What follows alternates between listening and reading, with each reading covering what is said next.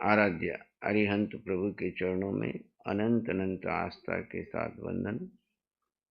शासनपति श्रमण भगवान महावीर स्वामी के चरणों में अनंत अनंत आस्था के साथ वंदन। जिन शासन देव, जिन शासन माता को नमन। आत्मज्ञानी सद्गुरुदेव युग प्रधान आचार्य भगवान के चरणों में अनंत अनंत आस्था के साथ वंदन। आत्मप्रिय मुनिवृंद, आत्मार्थी साधक साधिकाओं, हम सभी तत्वार्थ सूत्र महाशास्त्र के माध्यम से जिनवाणी का सार श्रवण कर रहे हैं। 8 अध्ययनों का वर्णन हमने किया। 9वें अध्ययन में संवर और निर्जरा का वर्णन आया। 7वें में भी संवर की चर्चा है, लेकिन वो प्रारंभिक है पुण्य रूप में। लेकिन यहाँ पर विशेष रूप से जीव को मुक्त करने के लिए संवर निर्जरा का कितना महत्व है और संवर निर्जरा कैसे हो सकती है, इस विषय की चर्चा है। पहले सूत्र में ही संवर का स्वरूप आश्रव निरोध संवर। आश्रव का निरोध जहां होता है उसे संवर कहते हैं। आश्रव यानी क्या? मैं हमेशा बच्चों को 9 तत्व समझाता हूं तो सरल भाषा में समझाता हूं। जीव आप खुद हो, जीव आप स्वयं हो, शरीर अजीव है। जिस देह में आप रह रहे हो वो क्या है? जीव है या अजीव है? कंफ्यूजन है, यही मिथ्यात्व है। तत्व का बोध नहीं होगा तब तक ऐसे ही मिथ्यात्व में जियोगे, और अनादिकाल से तत्व बोध नहीं होने से मिथ्यात्व में जी रहे हैं। तत्व 9 है, संक्षेप में 2 है, जीव और अजीव। जीव कभी अजीव नहीं होता, अजीव कभी भी जीव नहीं होता। तो जीव जो अंदर बैठा है आत्मा राम, वो जीव है या नहीं है? है। तो अब जीव जिसमें रह रहा है वो जीव है क्या? जीव जिसमें रह रहा है, यानी इसमें से जीव निकल जाएगा तब ये क्या बन जाएगा? तो वर्तमान में अजीव है कि जीव है? कैसे जीव है बताओ? जीव रह रहा है, यानी आप इस बंगले में रह रहे हो, तो ये बंगला जीवित हो गया क्या? बंगला तो अजीब ही है ना। आप रह रहे हो, आप कहोगे ये बंगला मेरा है, लेकिन अजीब तो अजीब ही है ना। आपको भ्रम हो गया तो अजीब क्या करे? आपको लग रहा है कि बेटा मेरा है, लेकिन बेटा तो जिस दिन माँ के गर्भ से बाहर आया तब से ही वो अलग हो गया। 9 महीने माँ ने खाली उसके शरीर का निर्माण किया, बेटे का निर्माण नहीं किया।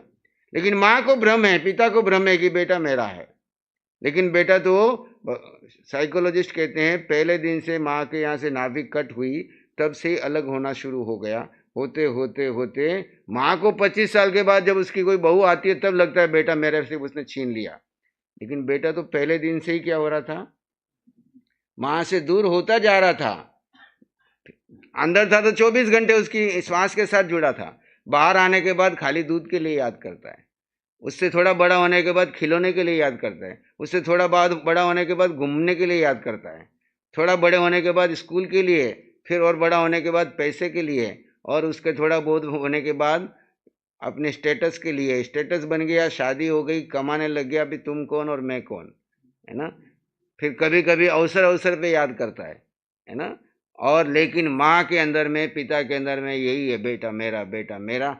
और उसी कारण वो आर्त और ध्यान करते, नहीं तो उनको क्या जरूरत है? पहले दिन ही धारणा में ये बिठा ले कि शरीर में खाली पालने के लिए, शरीर बनाने के लिए इसके पुण्य उदय से इस शरीर का उपयोग किया गया। मैं तो खाली जैसे आया, आकर के बेटा को सेवा करके जाती है तो रात को उसको नींद खराब होती क्या? उसकी आया सुबह से शाम तक 10 घंटे आपसे ज़्यादा टाइम देती है, लेकिन उसको पता है कि ये मैं खाली अपनी ड्यूटी कर रही हूँ। ऐसे माँ पहले से ही ये ध्यान में रखे कि मैं खाली कर्तव्य का पालन कर रही हूँ। एक जीव मेरे यहाँ पे आया है, मुझे इसको अच्छे से अच्छे संस्कार देने हैं, धर्म से जोड़ना है, इससे आगे मेरा इसका कोई संबंध।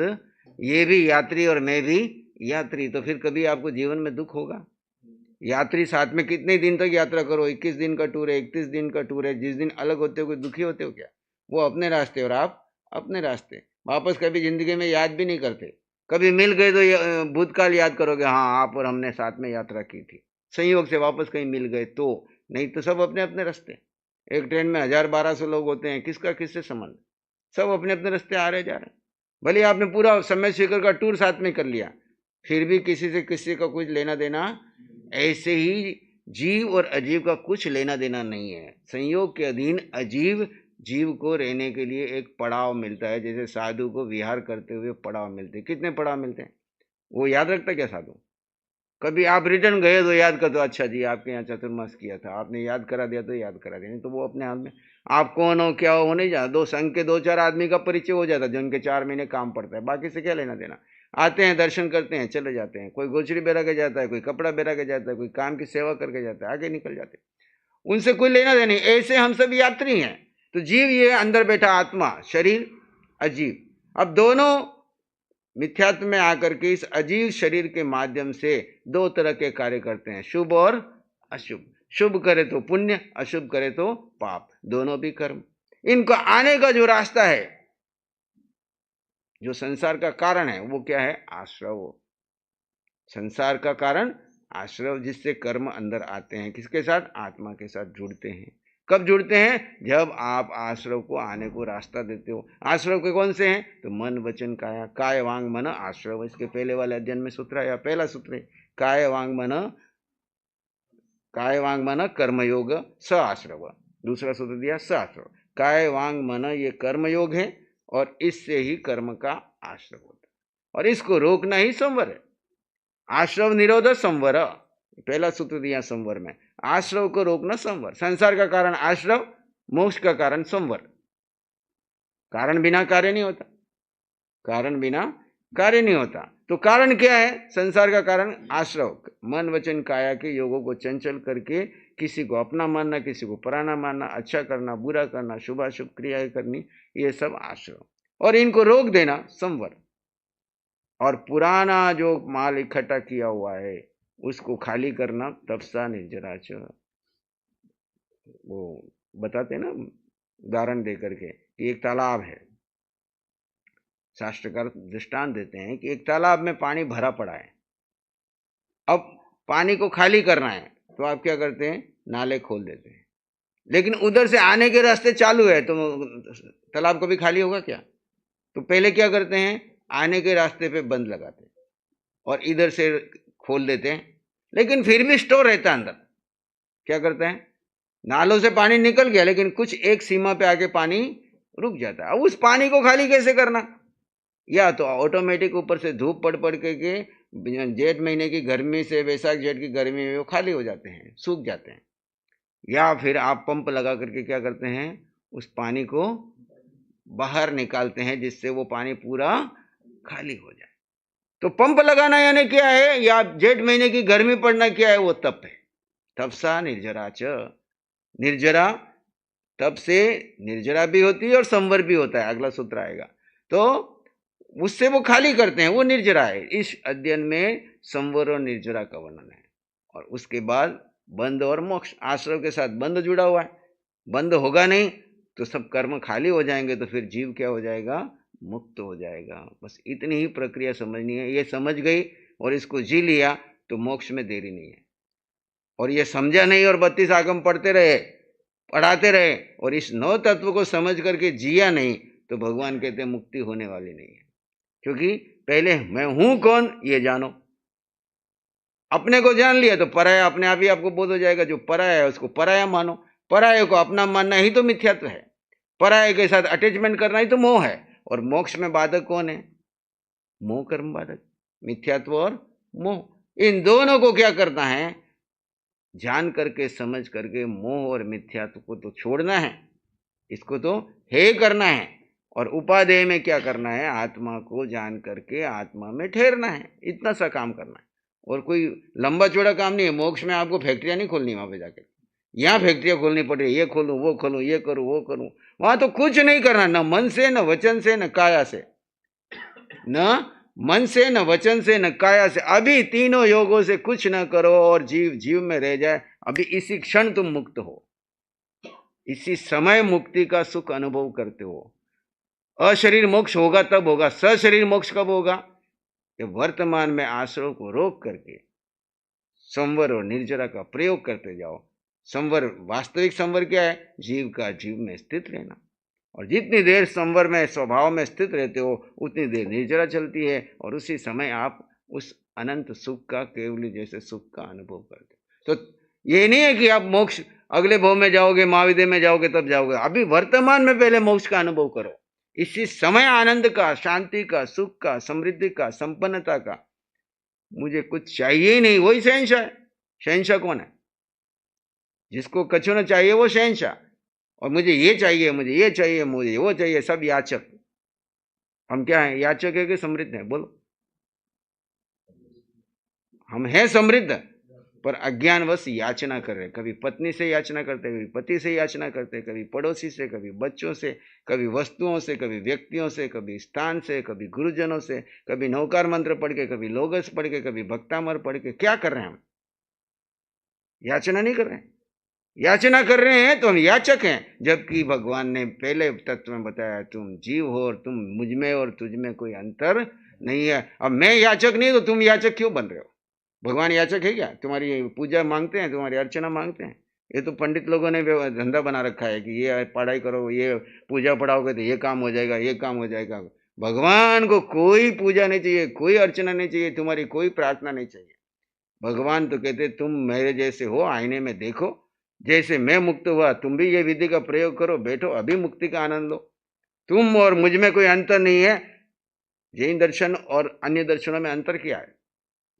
अन्य दर्शन कहते हैं हमेशा परमात्मा परमात्मा रहेगा और तुम भक्त भक्त ही रहोगे। गुरु गुरु रहेगा, चेला चेला ही रहेगा। भगवान भगवान ही रहेंगे और भक्त भक्त ही रहेगा। लेकिन जैन दर्शन कहता है गुरु के पास जाओ तो वो धर्म का रास्ता बना करके तुमको पाटे पे बिठाने को आमंत्रण देता है। देता ही देता है? बोलो। हमेशा कहता है तुम आ जाओ, तुम्हारी हिम्मत है तो आके बैठो, मैं तुमको यहाँ पे बराबर बैठने का अधिकार देता हूँ और तुमको वो तरीका बताता हूँ कि जिससे तुम खुद भगवान बन जाओगे। और भगवान के पास जाते तो क्या कहते हैं? भगवान कहते हैं ये विधि सीखो, ये प्रयोग करो और तुम मेरे जैसे बन जाओ।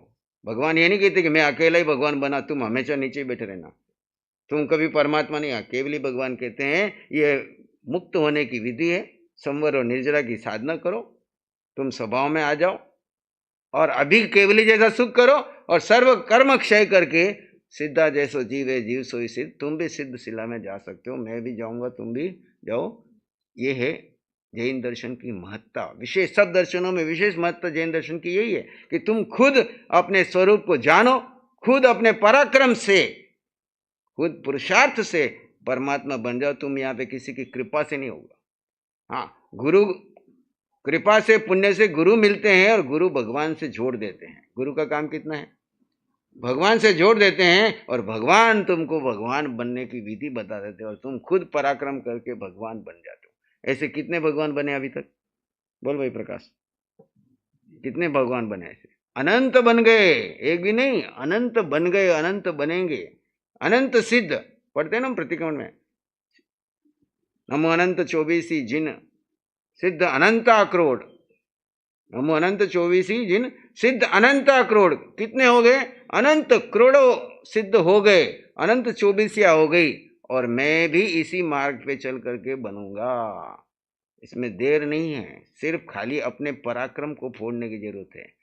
मैं अपने 2 बीबी बच्चे और अपने दुकान के लिए आया तो करते रहो सारी जिंदगी, कौन मना करता है?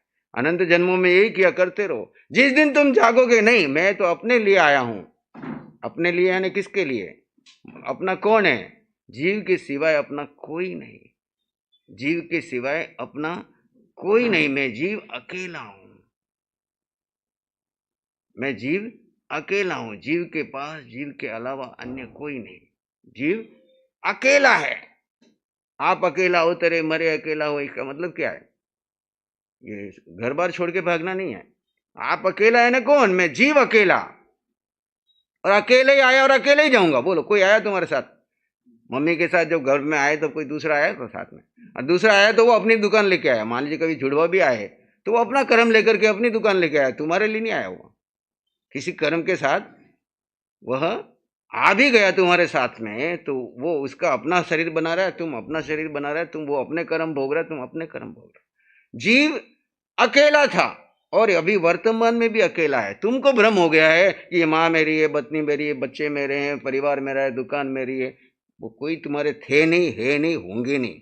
धोखा खाओगे इसके पहले ही वैरागी ले लो, मेरा कुछ है नहीं, मैं खाली यहाँ पे कमलवत रह रहा हूँ। कैसे रह रहा हूँ? कमल कैसे रहता है कीचड़ में? जानता है कि ये कीचड़ अलग है और मैं अलग हूं, मैं अपने आप में मस्त हूं, मेरा कोई इस कीचड़ से कोई वास्ता नहीं। कीचड़ ने खिलाया, लेकिन कीचड़ अलग है और मैं ऐसे ही इस घर में मैं छोटे से बड़ा हुआ हूं, पर ये सब अलग है और मैं अलग हूं। जैसे ही आयुष कर्म पड़ेगा, जाते समय आपको फिर कुछ याद नहीं आएगा। और राग में रहे तो वो बच्चा नहीं आया, वो पत्नी नहीं आई, वो नहीं आया, वो कहाँ है, उसको याद करो, उसको याद करो, और इतने में तो गए। और फिर वहीं जाके जन्म लेना पड़ेगा जिसके साथ, जिसको याद करे थे उसके साथ। फिर कोई संबंध में जाके वापस वहीं जुड़ोगे। जुड़ना है क्या? फिर से जुड़ना है? कोई नहीं कहता जुड़ना है ना? क्योंकि इस भोग का अनुभव सबका खट्टा मीठा बराबर है। कोई नहीं चाहता कि वापस इस जीव के साथ जाकर के मैं संसार बसाऊं। हर जीव कहता है कि इससे तो जल्दी से जल्दी मेरा मुक्त हो। तो इससे मुक्ति चाहते तो दूसरा खड़ा होगा। इसलिए किसी से भी कोई संबंध मत रखो। इसलिए कहा आप अकेला हो तरे मरे अकेला हो, या कबू हो या जीव को, यानी जीव का। इस शरीर से जुड़े हुए 1000 लोग होंगे, इस शरीर की सेवा में लाख आदमी खड़े हो जाएंगे। आप एक आवाज मारोगे तो पूरी समाज इकट्ठी हो जाएगी आपके शरीर की सेवा के। लेकिन जीव का काम कोई नहीं कर सकता। जीव के लिए अकेला ना गुरु कर सकते, ना भगवान कर सकते, न तुम्हारा कोई रिश्तेदार कर सकता है। आप खुद को ही करना है। और ये देह भी नहीं कर सकती।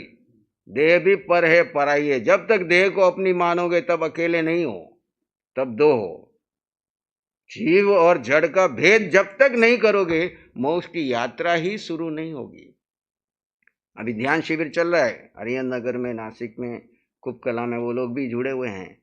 तो जब तक जड़ और जीव का भेद नहीं करोगे, तब तक यात्रा ही शुरू नहीं होगी। और पहली यात्रा यहां से शुरू करनी है कि जड़ और जीव का भेद, जीव अकेला, जीव का स्वरूप जानना है। शिविर क्यों कर रहे हैं? कि जीव अपने स्वरूप को जाने, अपने स्वरूप पे माने, स्वरूप पे श्रद्धा करे।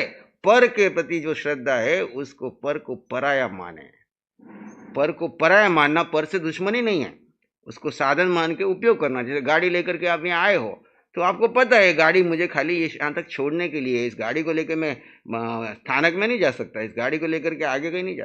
ये गाड़ी मुझे खाली यात्रा में सहयोगी है। ऐसे ही शरीर को मैंने कर्म काटने के लिए उपयोगी साधन रूप में उपयोग करना है। और शरीर को मेंटेनेंस चाहिए, जीव को कोई मेंटेनेंस नहीं चाहिए। जीव को तो जीव का समय चाहिए। किसका समय चाहिए? जड़ का समय नहीं चाहिए, जीव को जीव का समय चाहिए। जो समय जीव ने अज्ञान दशा में, मिथ्यात्व दशा में, मोह दशा में जड़ को, परिवार को, संसार को, पड़ोसियों को, व्यक्तियों को, वस्तु को, देश को, समाज को, दुनिया को देख करके वो समझ रहा है मैंने बहुत कुछ कर लिया।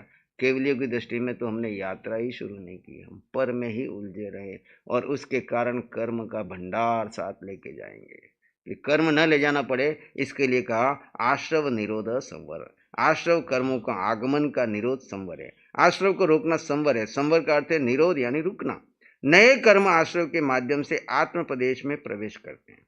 आश्रव के माध्यम से नए कर्म आत्म प्रदेश के साथ प्रवेश करते हैं। उन कर्म पुद्गलों को आत्म प्रदेश में प्रवेश न करने देना, यानी उनको रोक देना, इसका नाम संवर है। जैसे दरवाजा खुला है, कोई भी अंदर घुस रहा है, हवा पानी सब, और दरवाजा आपने बंद कर दिया तो क्या हो गया? सब रुक जाएंगे।